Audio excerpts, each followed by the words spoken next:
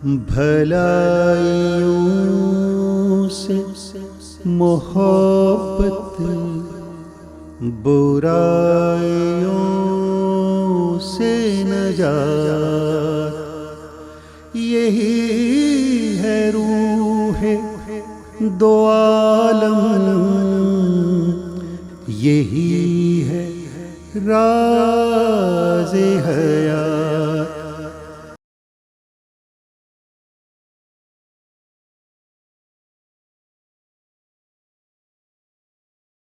بسم اللہ الرحمن الرحیم۔ راز حیات کے ایک اور ایپیسوڈ کے ساتھ آپ کی خدمت میں حاضر ہیں۔ اس پروگرام میں ہم نے اپنے تعلقات کو، اپنے ریلیشنز کو موضوع بنایا ہے۔ اب تک ہم اللہ تعالیٰ سے اپنے تعلق، نبیوں سے اپنے تعلق اور رسول اللہ صلی اللہ علیہ وآلہ وسلم کے ساتھ اپنے تعلق پر بات کر چکے ہیں۔ آج ہم ان کتابوں کے بارے میں جانیں گے جو اللہ نے اپنے پیغمبروں پر نازل فرمائی ہیں۔ منظور الحسن صاحب ہمارے ساتھ موجود ہیں۔ ان سے گزارش ہے کہ پہلے یہ وضاحت کر دیجئے کہ اللہ نے نبیوں کے ساتھ اپنی کتابوں کو کیوں نازل فرمایا، یعنی ان کا مقصد کیا ہے؟ اللہ تعالیٰ نے اپنی کتابیں کیوں نازل کی ہیں یا اپنے پیغمبروں پر انہیں کس مقصد سے نازل فرمایا ہے، قرآن مجید کا مطالعہ کیا جائے تو اس سے چند باتیں واضح ہو کر ہمارے سامنے آتی ہیں۔ ایک بات یہ واضح ہوتی ہے کہ اللہ تعالیٰ کی ہدایت لکھی ہوئی اور اللہ کے اپنے الفاظ میں انسانوں کے مابین موجود ہو۔ تو پہلا ایک طرح سے ہم مقصد یہ کہہ سکتے ہیں ان کتابوں کا، یہ ہے کہ خدا کے الفاظ اس کی کتابوں کی صورت میں، اس کی بات اس کے اپنے الفاظ میں ایک طرح سے انسانوں کے درمیان میں موجود ہو، ان کے پاس موجود ہو۔ دوسری بات اگر ہم اس پہلو سے کہیں تو وہ یہ کہی جا سکتی ہے کہ یہ کتابیں حق و باطل کے مابین میزان قرار پائیں۔ میزان کا مطلب ہے ترازو، یعنی ان کی میزان پر حق و باطل کو پرکھ کر دیکھ لیا جائے، ان کی میزان پر تول کر دیکھ لیا جائے کہ کون سی بات حق بات ہے اور کون سی بات باطل بات ہے۔ ظاہر ہے کہ وہ ساری باتیں دین سے متعلق ہیں، یعنی دین سے متعلق جو بھی باتیں لوگ بیان کرتے ہیں یا لوگوں تک پہنچتی ہیں یا جن پر لوگ اعتقاد رکھتے ہیں، ان کو دین کی حیثیت سے پیش کرتے ہیں، ان کے بارے میں فیصلہ کیسے کیا جائے کہ یہ بات حق بات ہے، یعنی عین پروردگار کی بات ہے، اور یہ بات پروردگار کی بات نہیں ہے، اس کو کیسے متعین کیا جائے۔ تو کتابیں یہ فیصلہ کر دیتی ہیں، کیونکہ وہ الہامی طور پر اللہ ہی کی زبان میں، اللہ ہی کے الفاظ میں انسانوں کے پاس موجود ہوتی ہیں، ان پر تول کر یہ جانا جا سکتا ہے۔ تو دوسرا پہلو ایک اعتبار سے ہم یہ کہہ سکتے ہیں کہ حق و باطل کے لیے میزان بن جانا، اس کے لیے ترازو بن جانا، یہ ان کتابوں کا ایک مقصد ہے۔ پھر اسی طرح اس کا آگے جو نتیجہ نکلتا ہے کہ اس سے حاصل کیا ہوتا ہے، اس سے حاصل یہ ہوتا ہے کہ لوگوں کے مابین جو مذہبی نوعیت کے اختلاف ہیں، دین کے معاملے میں جو اختلافات ہیں، پروردگار کے حوالے سے جو اختلافات ہیں، اس دنیا کے انجام کے حوالے سے جو اختلافات ہیں، مابعد الطبیعاتی ایشوز کے حوالے سے جو اختلافات ہیں، ان اختلافات میں ان سے فیصلہ صادر کرایا جائے، ان سے فیصلہ حاصل کیا جائے، کیونکہ یہ درمیان میں حکم کی صورت میں موجود ہوں گی، کیونکہ اللہ ہی کے الفاظ ہیں، اس صورت میں موجود ہوں گی تو لوگ ان سے رجوع کر کے صحیح فیصلہ حاصل کر سکتے ہیں۔ اور اسی سے جو اگلی بات سامنے آتی ہے وہ یہ سامنے آتی ہے کہ اس کا نتیجہ پھر یہ نکلتا ہے کہ لوگ ٹھیک انصاف پر قائم ہو جاتے ہیں، یعنی دین کے معاملے میں کوئی کجی، کوئی کمی، کوئی خامی ان کے اندر نہیں رہتی، بلکہ یہ کتابیں ان کو دین کے معاملے میں ٹھیک انصاف پر قائم رکھنے کا فائدہ دیتی ہیں۔ اچھا، یہ بتائیے کہ کیا یہ تینوں سابقہ الہامی کتابیں اپنی اصلی حالت میں موجود ہیں، اور اگر موجود ہیں تو یہ کہاں پائی جاتی ہیں؟ کیا تینوں الہامی کتابیں اپنی اصل حالت میں موجود ہیں؟ اس کا جواب نفی میں ہے۔ اس کی وجہ کیا ہے؟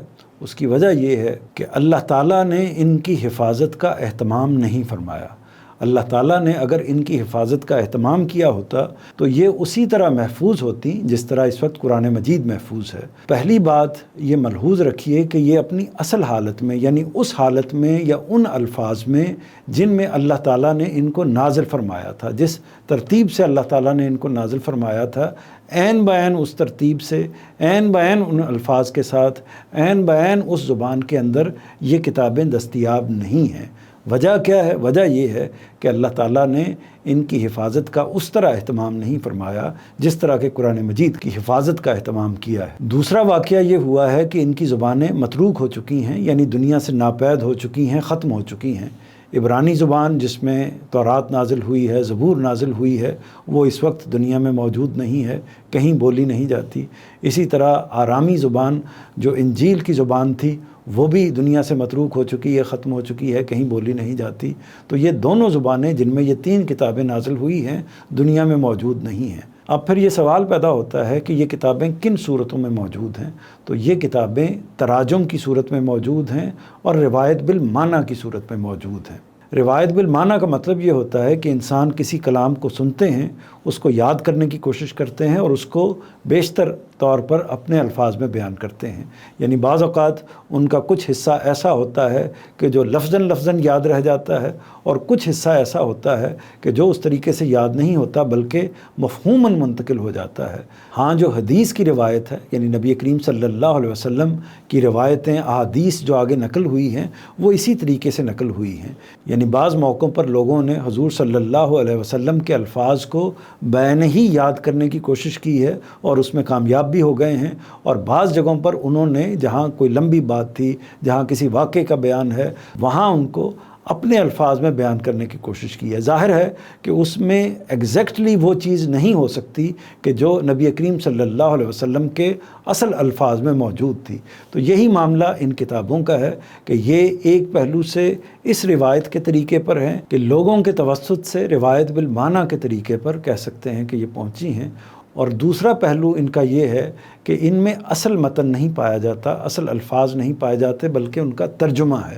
یعنی ایک پہلو ترجمے کا ہے اور دوسرا پہلو انسانی اس کے اندر جو ایلیمنٹ بعض اوقات داخل ہو جاتا ہے کہ وہ مفہوم منتقل ہوتا ہے، ایگزیکٹ الفاظ بعض اوقات منتقل نہیں ہوتے۔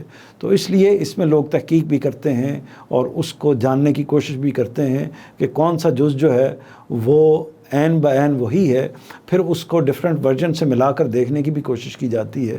تو یہ تحقیقات ساری جاری رہتی ہیں، لیکن ان کی نوعیت جو ہے وہ یہ ہے۔ یہ تینوں کتابیں بائبل کے ایک مجموعے کی صورت میں موجود ہیں، یعنی عنوان اس کا بائبل ہے، لیکن اس کے اندر یہ تینوں کتابیں پائی جاتی ہیں۔ اس کو 2 حصوں میں تقسیم کیا جاتا ہے، ایک کو عہد نامہ قدیم کہتے ہیں، دوسرے حصے کو عہد نامہ جدید کہتے ہیں۔ عہد نامہ قدیم میں تورات ہے اور اس کے جو ڈیفرنٹ ورژن ہیں وہ کتابیں موجود ہیں، تورات کی مختلف جو کتابیں ہیں وہ وہاں پائی جاتی ہیں عہد نامہ قدیم میں، اور اس کے ساتھ زبور ہے۔ جبکہ عہد نامہ جدید میں انجیل اور اس کے جو مختلف ورژن ہیں وہ پائے جاتے ہیں۔ تو بائبل کے اندر یہ تمام کتابیں دستیاب ہیں۔ تاہم میری اس گفتگو سے یہ معنی ہرگز اخذ نہیں کرنا چاہیے کہ اس کے اندر اللہ کی بات نہیں پائی جاتی، اس کے اندر پیغمبروں کی بات نہیں پائی جاتی، ہرگز نہیں، بلکہ اس کے صفحہ صفحہ، اس کا لفظ لفظ اصل میں اس امر کی گواہی دیتا ہے کہ یہ الہامی کتابیں ہی ہیں۔ یعنی جو بات اس کے اندر بیان ہوئی ہے وہ اللہ ہی کی بات محسوس ہوتی ہے، وہ پیغمبروں ہی کی بات محسوس ہوتی ہے۔ لوگوں نے اس میں اگر کچھ تحریف کی ہے، کچھ تبدیلیاں کی ہیں، تو ان پر بھی اگر غور کیا جائے تو اندازہ ہو جاتا ہے کہ بعض جگہوں پر لفظ بدل دیے گئے یا بعض جگہوں پر ان کا مدعا تبدیل کر دیا گیا، کیونکہ تراجم کرنے کی کوشش کی گئی ہے اور اس میں کچھ اپنی تحریفات کو بھی شامل کر لیا گیا۔ تو یہ ساری چیزیں تو ہوئی ہیں، لیکن اس کے باوجود جو ایک الہامی شان ہے وہ ان کے اندر بھرپور طریقے سے ملاحظہ کی جا سکتی ہے۔ آپ کی گفتگو سے واضح ہوا ہے کہ دیگر الہامی کتابیں ترجمے کی صورت میں موجود بھی ہیں اور دستیاب بھی ہیں۔ تو کیا ہمیں ان کتابوں کا مطالعہ کرنا چاہیے؟ اگر ایسا کرنا مفید ہے تو مطالعہ کرتے ہوئے کن چیزوں کو ملحوظ خاطر رکھنا چاہیے؟ ان سابقہ الہامی کتابوں کا ضرور مطالعہ کرنا چاہیے، کیونکہ ان کے اندر اصل میں دین کی حکمت بھی پائی جاتی ہے، دین کا قانون بھی پایا جاتا ہے، اور خصوصاً جو چیز ان کے اندر پائی جاتی ہے وہ انبیاء علیہم السلام کی تاریخ ہے۔ خصوصاً بنی اسرائیل کے جو انبیاء ہیں ان کی تاریخ پوری تفصیل کے ساتھ ان کتابوں کے اندر پائی جاتی ہے۔ بلکہ اگر یہ کہا جائے تو غلط نہ ہوگا کہ ان کو انبیاء کی تاریخ کے حوالے سے ایک بنیادی سورس کی حیثیت حاصل ہے، تو لہٰذا پیغمبروں کی تاریخ کو جاننے کے لیے انہی کتابوں سے رجوع کرنا چاہیے۔ زبور میں آپ دیکھیے کہ اللہ تعالیٰ کی حمدیں ہیں، دعائیں ہیں، مناجات ہیں۔ اسی طرح انجیل کو دیکھیے تو اس کے اندر اخلاقیات کے اعلیٰ ترین دروس ہیں۔ خود مسیح علیہ السلام کا جو اسلوب ہے، جو انداز بیان ہے، وہ لافانی ہے۔ وہ تمثیلوں کے انداز میں اپنی بات بیان کرتے تھے، یعنی کسی مثال کے ساتھ، کسی واقعے کو بیان کر کے، کسی خاص تمثیل کو کریٹ کر کے یا حقائق کی صورت میں وہ بات کو سمجھاتے تھے۔ اس کے نتیجے میں بات زیادہ وضاحت کے ساتھ لوگوں کو سمجھ میں آتی تھی۔ تاہم ان کتابوں کا مطالعہ کرتے ہوئے جس چیز کو ملحوظ رکھنا چاہیے وہ یہ ہے کہ ان کتابوں کے حوالے سے جس کتاب کو میزان کی حیثیت حاصل ہے، جس کتاب کو فرقان کی حیثیت حاصل ہے، ان تمام کتابوں پر یا دین کے تمام کانٹینٹ میں، وہ قرآن مجید ہے۔ یعنی دین کے حوالے سے جو بات بھی ان کتابوں میں بیان ہوئی ہے، اس سے باہر کہیں بیان کی جاتی ہے تو اس کو قرآن مجید پر پرکھا جائے گا۔ قرآن مجید اگر ان باتوں کو قبول کرے گا، ان کی تائید کرے گا تو وہ بات ہم قبول کریں گے۔ قرآن مجید اگر کسی چیز کو رد کرتا ہے یا جو چیز قرآن مجید کے معیارات کے خلاف ہے، اس کے پیغام کے، اس کی اطلاعات کے، اس کی معلومات کے خلاف ہے، تو اس کو ہم قبول نہیں کریں گے۔ یہی وجہ ہے کہ علماء و مفسرین ان چیزوں کو قبول نہیں کرتے جو قرآن مجید کے مقابل میں ایک طرح سے مختلف بات کہہ رہی ہوتی ہیں۔ تو لہٰذا قرآن مجید کو میزان اور فرقان مانتے ہوئے اس کی روشنی میں ان کتابوں کا مطالعہ کرنا چاہیے، لیکن یہ واضح رکھنا چاہیے کہ یہ مسلمانوں کی کتابیں ہیں، یہ اسلام کی کتابیں ہیں، یہ دین کی کتابیں ہیں، یہ ہماری کتابیں ہیں، تو ان کو اپنی کتابوں کے طور پر ہی قبول کرنا چاہیے، جیسا کہ باقی انبیاء بھی ہمارے انبیاء ہیں۔ حضرت داؤد ہمارے نبی ہیں، حضرت مسیح علیہ السلام ہمارے نبی ہیں، حضرت موسیٰ علیہ السلام اور باقی تمام انبیاء جو ہیں وہ مسلمانوں کے انبیاء ہیں، مسلمانوں کے نبی ہیں، اور انہوں نے وہی تعلیم دی ہے جو پیغمبر آخر الزماں حضرت محمد صلی اللہ علیہ وسلم نے دی ہے۔ دین اصل میں اپنی حقیقت کے لحاظ سے ایک ہی ہے۔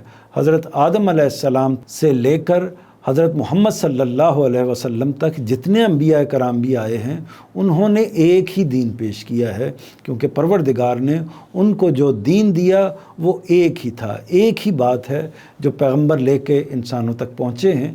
اس میں قوانین کے پہلو سے کوئی تھوڑا بہت فرق ہو سکتا ہے، لیکن بحیثیت مجموعی اگر دیکھا جائے تو تمام کا تمام دین جو اس وقت قرآن مجید کی صورت میں، نبی کریم صلی اللہ علیہ وسلم کی سنت کی صورت میں ہمارے پاس موجود ہے، یہ وہی دین ہے جس پر سابقہ انبیاء کرام قائم تھے۔ اب آخر میں یہ بتائیے کہ سابقہ الہامی کتابوں اور آخری الہامی کتاب قرآن مجید میں کیا فرق ہے؟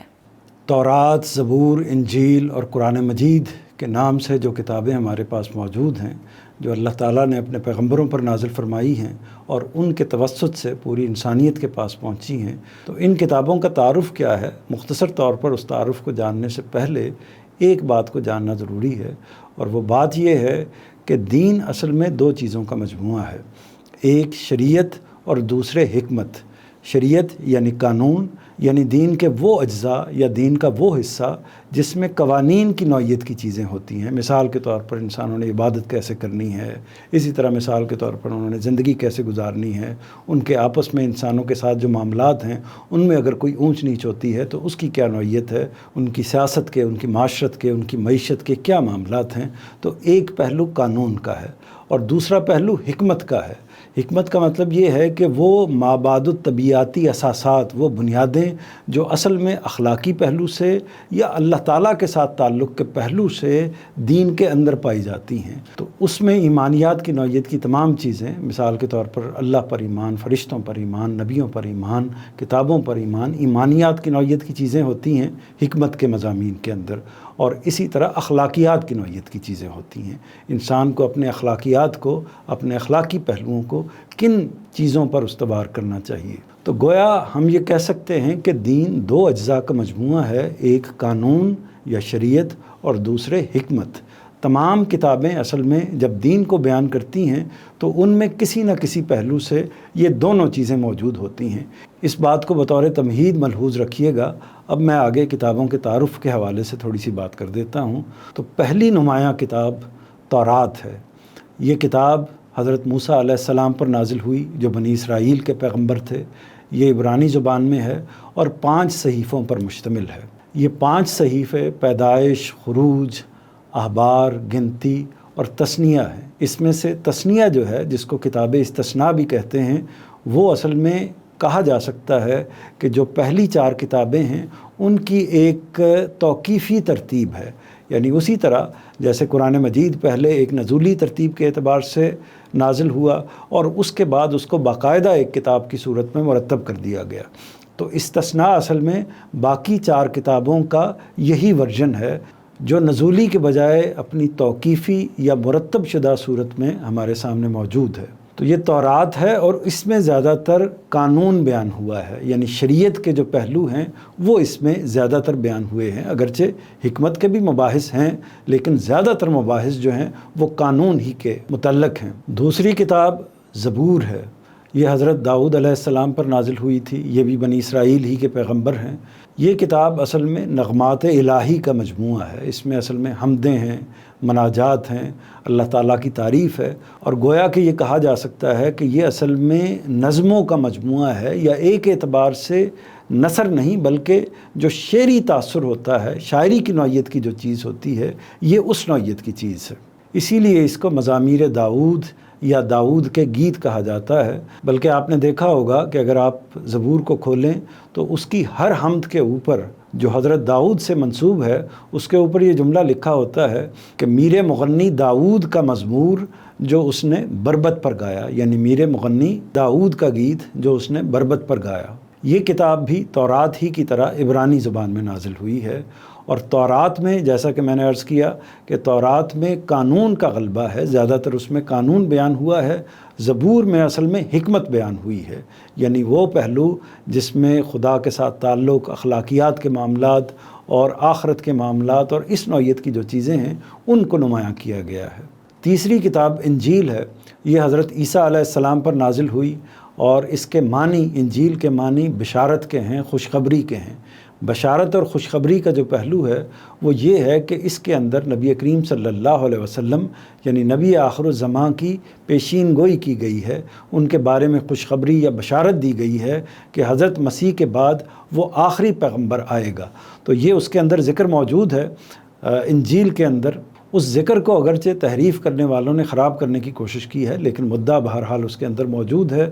تو یہ بشارت ہے اصل میں نبی کریم صلی اللہ علیہ وسلم کی، یعنی اس کے اندر چونکہ یہ ذکر آیا ہے یا یہ بشارت بیان کی گئی ہے لہٰذا اس کا نام بھی اسی پہلو سے رکھا گیا ہے انجیل۔ اپنی نوعیت کے اعتبار سے دیکھیے تو جیسے کہ میں نے کہا کہ تورات جو ہے وہ قوانین کا ایک طرح سے مجموعہ ہے، جو زبور ہے وہ نغمات کا یا گیتوں کا مجموعہ ہے، حمدوں کا مجموعہ ہے، اور اسی طرح انجیل جو ہے وہ سیدنا مسیح علیہ السلام کے خطبات کا، آپ کی تقریروں کا مجموعہ ہے۔ یہ اصل میں بنیادی طور پر آرامی زبان میں، جو حضرت مسیح علیہ السلام کی زبان تھی، ان کی قوم کی زبان تھی، اس زبان میں نازل ہوئی تھی، اور بعد میں اس کو یونانی زبان میں ترجمہ کر دیا گیا، اور اس کے بعد مختلف زبانوں میں اس کے تراجم ہوتے رہے ہیں۔ آرامی جو نسخہ ہے وہ تو غالباً دستیاب نہیں ہے۔ انجیل کے حوالے سے یہ بات واضح رہنی چاہیے کہ سیدنا مسیح علیہ السلام کی وفات جو غالباً 70 عیسوی کے ارد گرد ہوئی ہے، اس کے بعد اس کے جو متعدد ورژن ہیں ان کے شاگردوں کے ذریعے سے، ورژن یعنی روایتیں دنیا میں موجود رہی ہیں، مگر پھر کوئی قریباً 300 سال کے بعد یعنی 382 عیسوی میں ایک واقعہ ہوا، کلیسا کی ایک مجلس منعقد ہوئی، اور انہوں نے جتنے بھی رائج ورژن تھے، جتنی بھی رائج روایتیں تھیں، یعنی جو ڈیفرنٹ صورت میں سیدنا مسیح کے ریفرنس سے کتابیں، انجیل کی 1 کتاب، 2 کتاب، 3 کتاب، متعدد ورژن جو موجود تھے، ان میں سے 4 ورژنز کا، 4 روایتوں کا یا 4 سلسلوں کا انتخاب کر لیا گیا۔ وہی اس وقت انجیل کی صورت میں تسلیم کی جاتی ہیں اور اس وقت دنیا میں پائی جاتی ہیں۔ ان 4 انجیلوں کے نام آپ میں سے اکثر لوگ جانتے ہوں گے۔ ان میں سے ایک کا نام متی کی انجیل ہے، دوسری کا نام مرکس کی انجیل ہے، تیسری کا نام لوکا کی انجیل ہے، اور چوتھی کا نام یوحنا کی انجیل ہے۔ تو یہ 4 انجیلوں کے ورژن ہیں جو اس وقت موجود ہیں، اور انہی کو انجیل کے طور پر یا انجیل کی روایتوں کے طور پر پیش کیا جاتا ہے۔ اس کا بھی بیشتر حصہ حکمت کے مباحث پر مبنی ہے، یعنی جس طرح زبور بھی حکمت ہے، یہ بھی حکمت ہے، اور تورات جو ہے وہ قانون ہے۔ اب قرآن مجید کی طرف دیکھیے تو قرآن مجید کے اندر حکمت بھی پائی جاتی ہے اور قانون بھی پایا جاتا ہے، یعنی وہ دونوں چیزوں کا ایک جامع ہے، اور پورے طریقے سے اپنے اتمام کے حوالے سے بھی اور پوری ٹریڈیشن کو لے کر اپنی تکمیل کے حوالے سے بھی وہ ایک کتاب کی صورت میں دنیا کے سامنے پیش ہوتا ہے۔ اس کے بارے میں آپ جانتے ہیں کہ یہ عربی زبان میں نازل ہوا ہے، اس کی 114 صورتیں ہیں، اور اس وقت جو قرآن مجید ہمارے پاس موجود ہے یہ اپنی توقیفی ترتیب میں ہے، یعنی اللہ تعالیٰ نے نبی کریم صلی اللہ علیہ وسلم کو خود جبرائیل علیہ السلام کے ذریعے سے مرتب کر کے دیا ہے۔ نزولی ترتیب پہلے سے موجود تھی، وہ اب ہمارے سامنے نہیں ہے، اس کی اصل میں یہی توقیفی ترتیب ہے، مرتب شدہ ترتیب ہے جو اللہ تعالیٰ نے اصل میں ہمارے سامنے اس کو ایک کتاب کی صورت میں منضبط اور مرتب کرنے کے لیے پیش کی ہے۔